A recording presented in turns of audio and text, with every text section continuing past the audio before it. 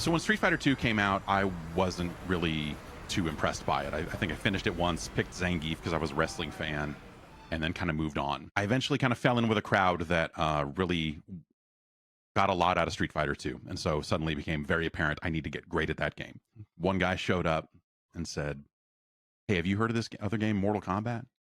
I'm like, no, what is Mortal Kombat? And he said, "Well, you know, it's like Street Fighter, but you can fucking kill people." Okay, well, we need to go see this game right now.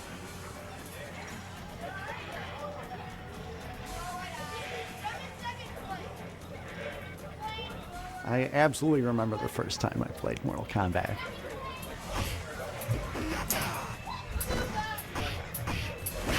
It was at Lions Family Fun, my favorite arcade. My dad would usually give my brother and me $5 each and let us run wild while he went shopping. I was at an arcade in Virginia. The Q Lounge in the Bronx, New York. It was a space that was half smoky pool hall, half arcade. He took us to an arcade 2 towns north, up to Santa Rosa. There was a place called Systems City. And it was like part skate shop, but in the back room, all the lights were off, and they had like 5 arcade machines back there. I see this huge crowd gathered around a new cabinet. And it was sitting there. There was nobody around it. No one was playing it. It was just sitting there. What is this? I just remember just like a big line around the cabinet. Everyone is crowded around Mortal Kombat. It is simultaneously exactly like and nothing like Street Fighter. You know, the filmed presentation, the real actors and actresses and all of that really just, it's so striking. In Mortal Kombat, when you're seeing those 2 big characters on the screen, I was just like, this is the coolest thing ever. Instantly, it was like, oh, it's digitized, it's real people. It was like, wow, this is incredible. It's like, how are they doing this? How did this game come to be? I was blown away by how it looked. Because it was a violent, bloody game. Like, that's the first time I'd seen blood in a video game that I remembered. Even from a basic high punch, you just see blood flying out of these people's heads. Liu Kang wins. Even if I couldn't do the specials of certain characters, I could fall into a rhythm that just felt so good. Just like, you know, air kick, uppercut. And I was, oh, I feel like the baddest motherfucker in the world. In a time where you didn't see that kind of stuff in games and especially in arcades where kids were, you know, running around with their parents, and parents were still freaking out too, kind of seeing what was happening. My dad came up behind me. I didn't know this at the time, but the screen went dark. Kano ripped out a heart and held it up, blood dripping from it. And my dad went, "Oh, no, no, no, no, no, no, no, no, no," and whisked me out of the arcade. And that's when I knew I had to play that game because I was not allowed to play that game. People getting chopped in half and torsos being dismembered. Liu Kang wins. Flawless victory fatality. Oh, I didn't know you could do that in a video game. I didn't know that was allowed in a video game. And we're, you know, 16, 17 at the time. So this is the most exciting thing in the world. The endings and how every character had, even though Street Fighter, they had an ending, but Mortal Kombat was like the first thing that really affected me that was like, I really want to play all these characters to see what happens. And this is before YouTube, so it wasn't like you could just go on YouTube and watch it. You had to, you know, earn it, right? What's Kano's backstory? You know, what about Sonya? That's what we wanted to know about. And, you know, they specified a lot of it kind of in, you know, various screens and whatnot. You know, we were hooked. But it didn't take long from there for that game to be literally everywhere. Every single pizza place, 7-Eleven arcades, the arcades that were left at that point, all of them had a Mortal Kombat machine probably within a month.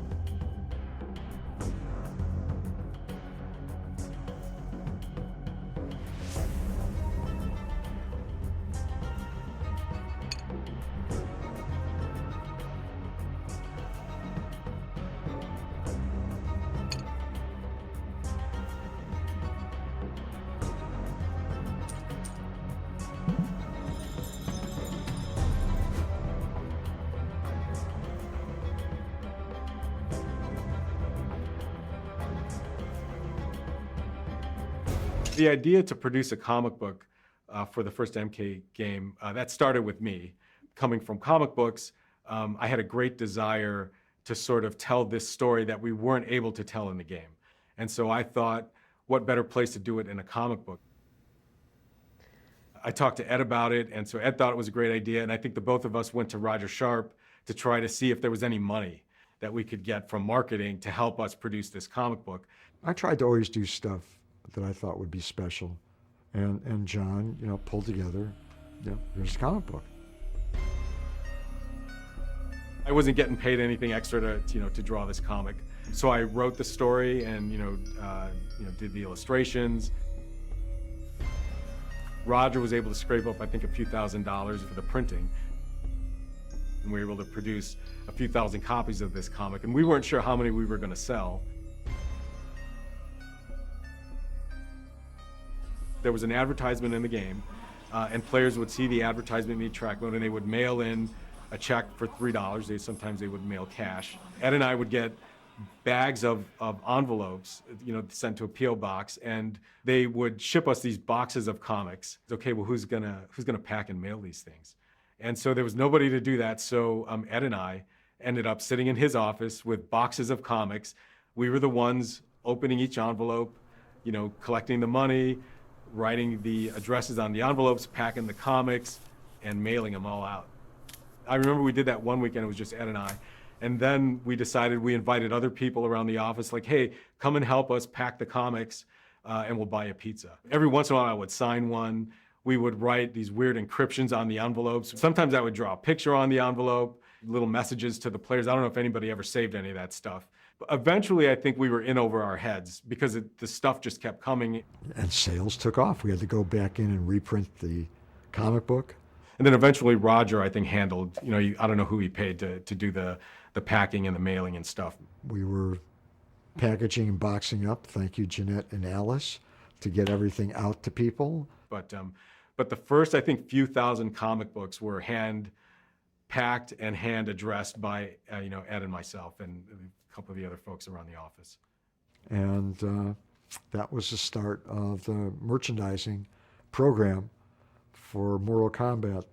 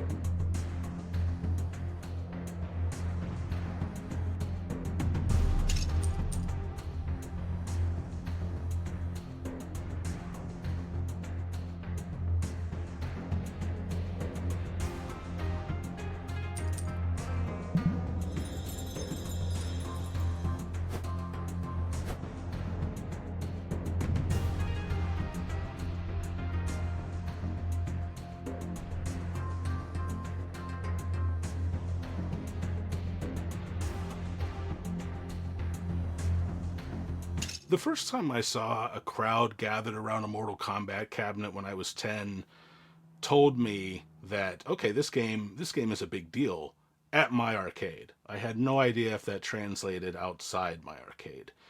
Then Mortal Monday happened. Not just the day itself, but the build up to it. Seeing the zeitgeist around it was huge. Conversations around Mortal Monday were happening, the first kind of big marketing push.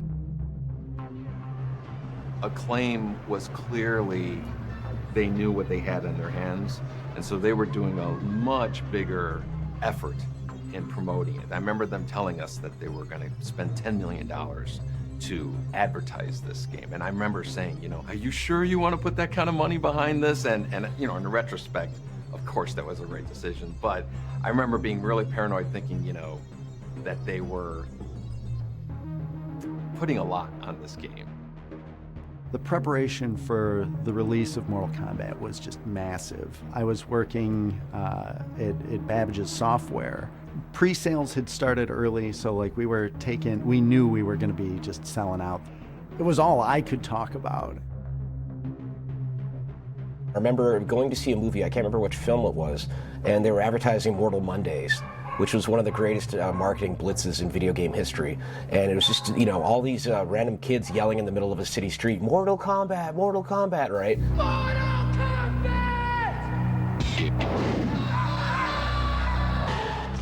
That commercial with like people running down the street screaming Mortal Kombat, and they were teens, and I was a little kid, and teens are the coolest thing you could be when you're a little kid. You don't have to show screenshots or anything else necessarily. Everybody knew. All you have to do is just have somebody out in the middle of the street just putting up his arm saying Mortal Kombat. It's almost like, hi, it's here. It sells itself.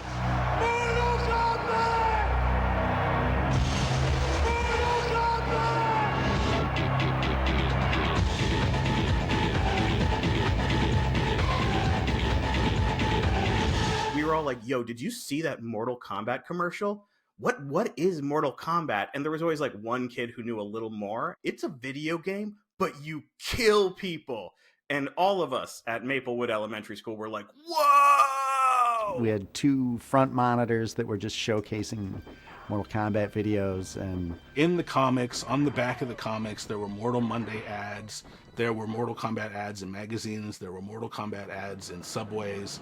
You know, just seeing the standees and the posters and things at Times Square and the signage that was coming in, every piece of memorabilia that was coming in, and t-shirts, and it was just over the top compared to other games. I remember just being nervous about it, thinking, I hope this game lives up to it. Even though it was a huge arcade game, you know, you just never know in the fall.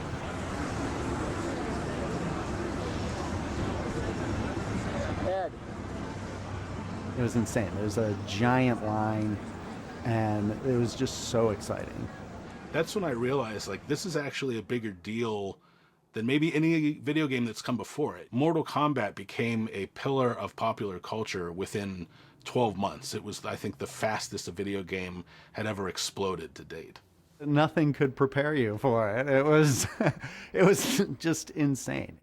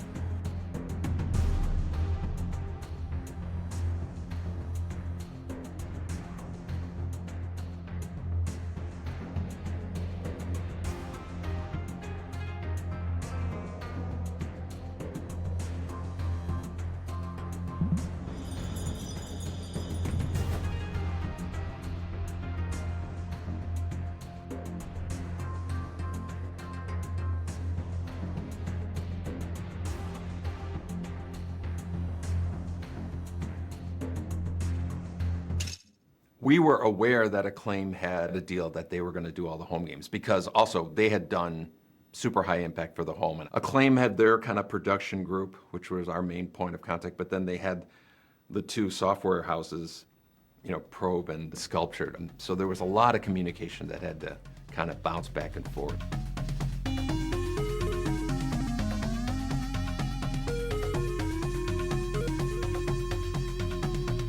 Probe offered me Mortal Kombat on the Mega Drive, the Genesis version, and I said yes. I'm free. I'm available. Like, a job's a job, and I said, well, what is it? They were able to kind of actually bring me an arcade machine into my house.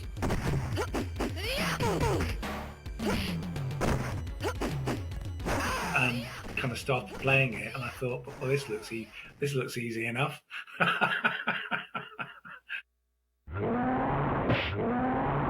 When Mortal Kombat 1 was going to be made for the Super Nintendo, through Sculptured Software, we had a programmer that was from outside our place, and brought him in, said, hey, you're the main guy.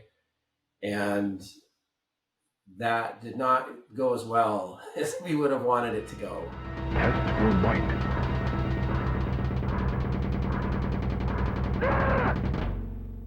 Ed and I would get versions of the game, and so I would give feedback in terms of the pixel art as best I could. Of course, the home games at the time, they didn't have quite the capabilities that we did in the arcade.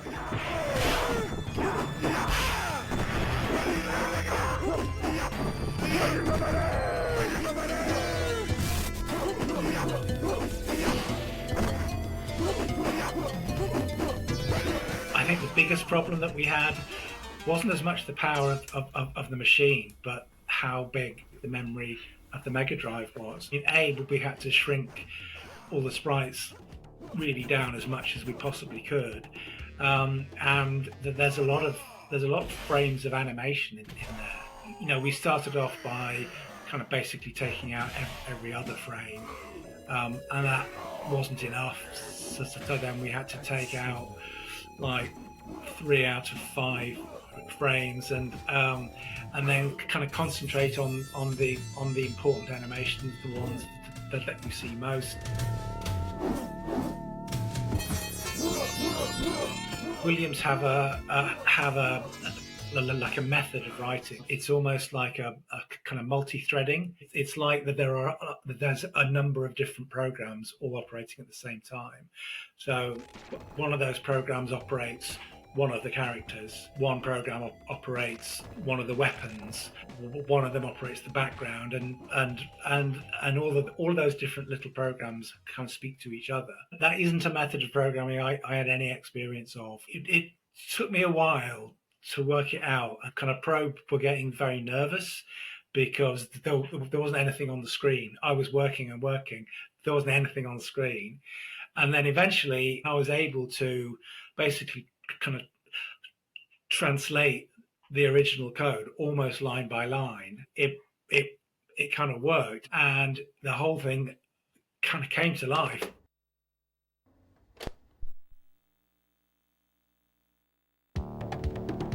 Fight. What it meant as well, though, was that it was very accurate, very close to the original arcade version in terms of how it feels playing it. So everyone was then very happy with me, which was great. Genesis played much better, and it had the blood, the abacab, and all that. Get over here!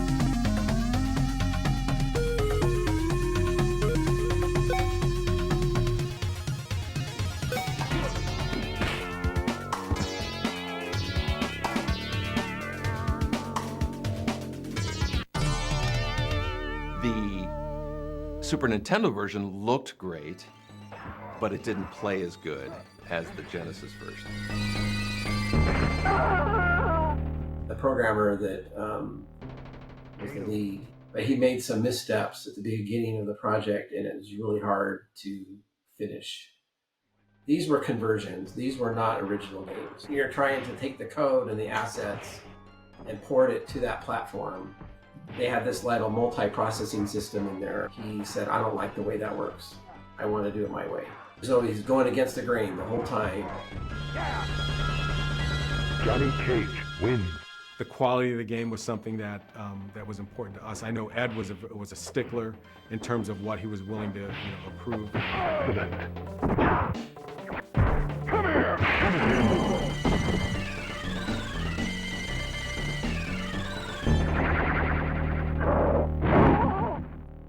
And we were down to the wire. We were, saying that we're not going to prove it until you fix this, this, and that. And I ended up having to help him. So it got done, but it played not quite as well. They needed to build millions of cartridges, and there's lead times involved with that. And so those two things kind of conflicted a couple times, and there was some tension there.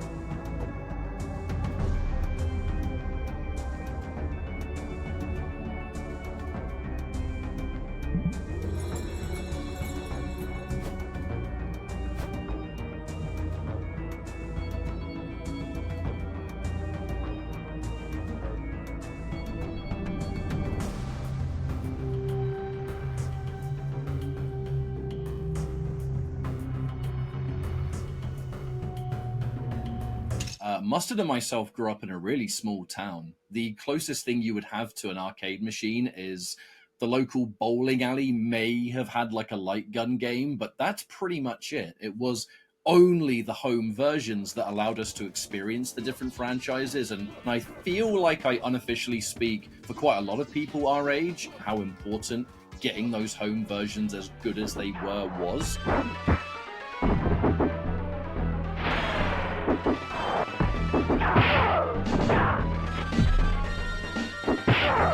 So that the rest of us could still experience it in different parts of the world, that arcades weren't as common, especially those small towns. Which side was I on in the home versions? There's only one side. Like, what do you know, it's just the Genesis version. There's only one version of the game.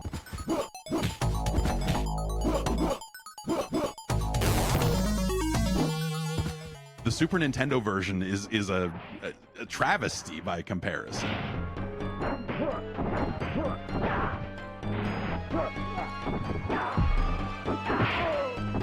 I actually thought that even though the Genesis was a little behind graphically than the Super Nintendo, I liked the grittier look of the Genesis version. It really felt kind of down and dirty the way Mortal Kombat should.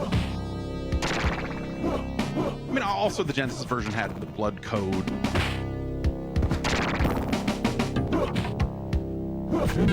And the real fatalities and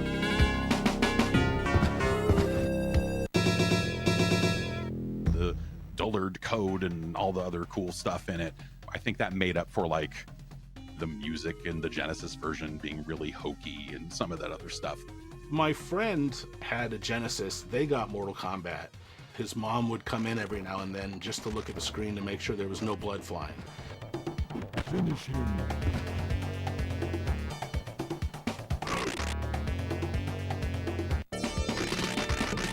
And so what we would do is we would enter the blood code, we'd play a match or two, and then we'd hit reset, turn off the blood code, keep playing when she came in, and then she'd leave and we'd turn the blood code back on.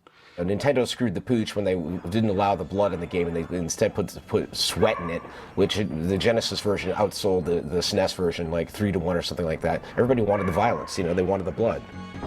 The Super Nintendo version feels like mud. Like the act of playing that game is so unlike playing the actual arcade game. So I really wanted Mortal Kombat. Not just to fit in, but because I loved it. I wanted it so bad, but my family didn't have a ton of money. So I scraped together all the money I had, and I was able to finally afford Mortal Kombat for the Game Boy. And that game is a experience.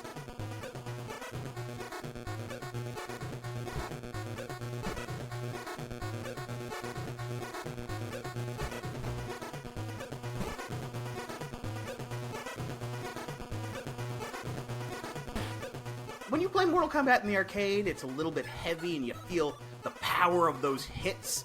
Mortal Kombat on the Game Boy moved like two frozen people were slowly trying to get close enough to hug. Like when you'd push the punch button, it would eventually move the fist forward a little bit at maybe 1 frame per minute.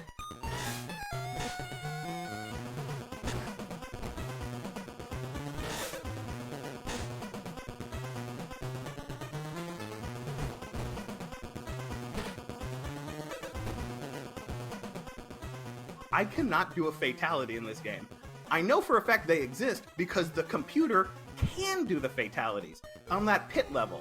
Instead of having them fall off the stage onto spikes, at the end of each part of the level were just little drawn spikes in the background that you could knock them onto. And I think that was their like makeshift solution for having a stage-based fatality.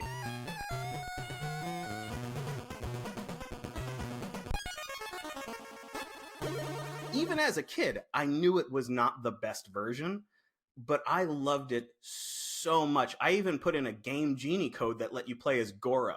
Like, I did every secret possible. I was gonna squeeze every single dollar I put into that game. And I still own it, and I'll still play it occasionally because I'm kind of a masochist, but there's something special about it. There's something that's kind of like pure about a Mortal Kombat game that's so weird and watered down and slow that it almost circles back around to being kind of creepy and mysterious.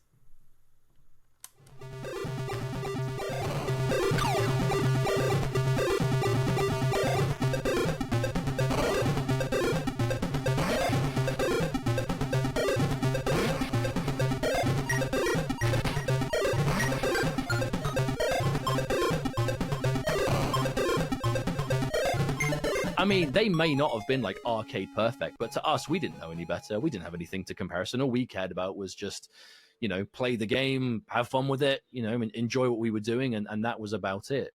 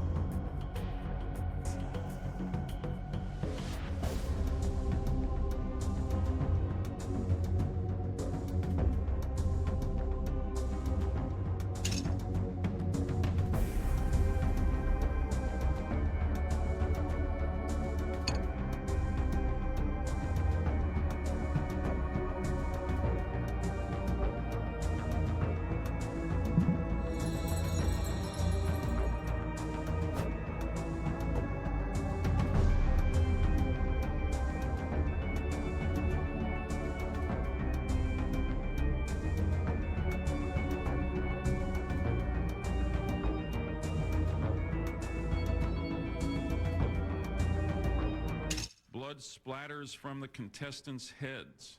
When a player wins, the so-called death sequence begins. The game narrator instructs the player to finish, and I quote, finish his opponent.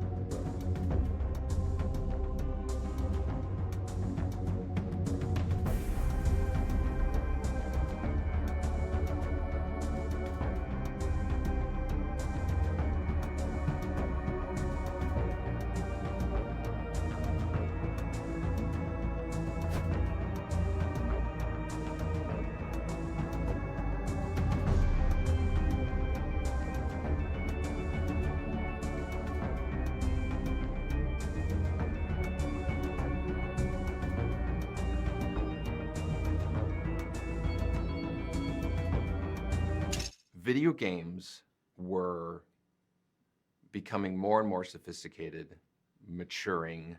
It was around that time that we were realizing that video games aren't just for kids. The manufacturers of the home consoles still kind of thought of them that way. It's like, hey, this is a toy for kids. We never made Mortal Kombat for 6-year-olds or anything like that. That was never the intention. 4 guys in their 20s, what kind of video game are they going to make? In our minds, we were creating the game for a certain demographic of player. Fans of Terminator, Bloodsport, Alien, Predator, all these movies. It was a game by guys in their 20s, 4 guys in their 20s. And nobody mentioned anything during the arcade days. Once the game came home on the consoles, it came into people's living rooms, that was a shocker to the moms and dads of suburbia. Blood splatters from the contestants' heads. When a player wins, the so-called death sequence begins. The game narrator instructs the player to finish, and I quote, finish his opponent.